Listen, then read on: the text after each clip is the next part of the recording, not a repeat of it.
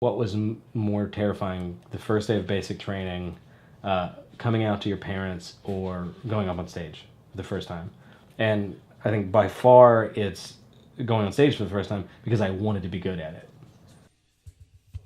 Jered McCorkle. Jered McCorkle. It's Jered McCorkle. Keep that going for Jered McCorkle. FPIA is an emotional disaster. No, I mean FPIA is a contest for stand-up comics in Austin, and FPIA is, you know, it's the funniest person in Austin, and it's probably the best chance to get exposure for a new comic. Last FPIA, I kind of caught lightning in a bottle. It's not to say that it was so amazing, but it was a really good set for somebody who'd only been doing comedy for 8 months. I keep telling myself all these things to make sure I do, but if I relax on stage, I'm gonna do all that the way it should be done anyway. If I advance tonight, it's gonna be like Christmas. And if I don't advance, it's gonna be like a root canal. Where it's like, yeah, you can get through a root canal, but a root canal really fucking sucks. The competition is so tight that it feels like you have to just be at all 6 cylinders. Yeah, I'm very nervous. But I think it's a good kind of nerves, honestly. And I think that my head's in the right place. I keep thinking about the audience, and that makes me feel good. Because as soon as I get out in front of the audience, I'm gonna feel it. I'm gonna be great. Let me hear it. Keep it going for your next comic. Please welcome on stage, Jered McCorkle.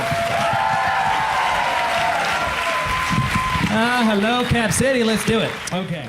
I think me advancing for the second time in the year, it's not that people are overly paying attention to me, but I think it does send a message like, you know, this isn't just that one good thing happened, you know. There's a through line of consistency and getting better, I think. And then when I got out of the Army, I just didn't care about making money or doing things.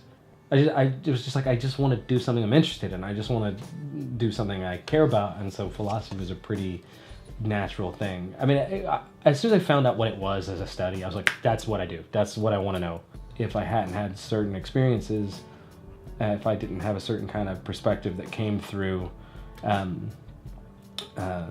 like the military or growing up relatively poor or being gay or whatever it is, I don't know that I would have had occasion to think about the world like that way. The first time I went up, I had a friend, Austin Smart.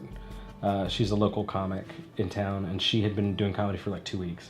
And she sort of, just by watching what she was doing, I figured there's an open mic circuit, and these are the places that you go.